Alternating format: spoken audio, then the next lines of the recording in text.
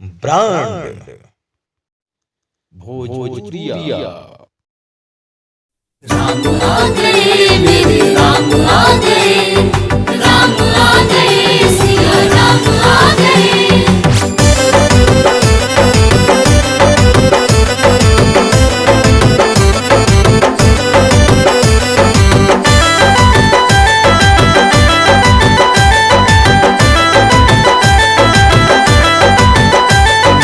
मंगल गीत सखी गाओ, आओ आरती की थाली सजाओ।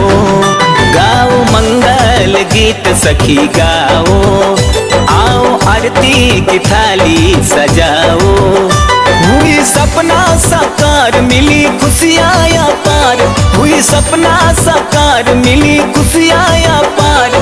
सारा जग जगमगाए हैं,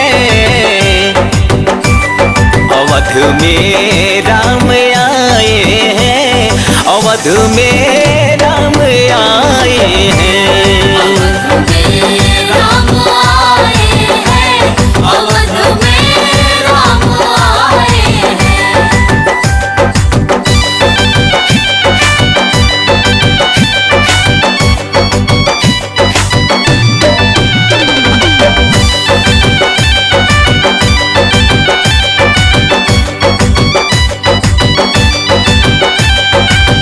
भव्य नजारा है, गुंज जयकारा है, जय सिया राम बोले ये जग सारा है। भव्य नजारा है, गुंज जयकारा है, जय सिया राम बोले ये जग सारा है।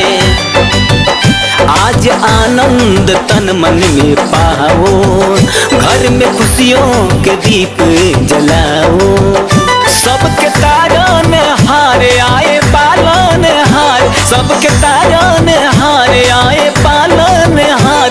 राम सब में समाये हैं, अवध में राम आए हैं, अवध में राम आए हैं।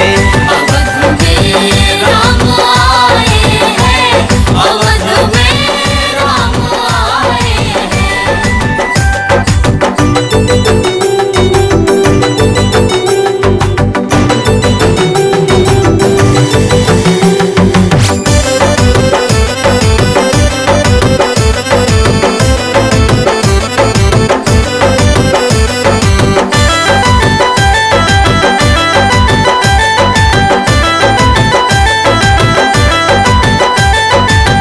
खुश होकर झूम रहे ब्रह्मा सरस्वती मैया, गौरा संग नाच रहे भोले बाबा ताता थैया।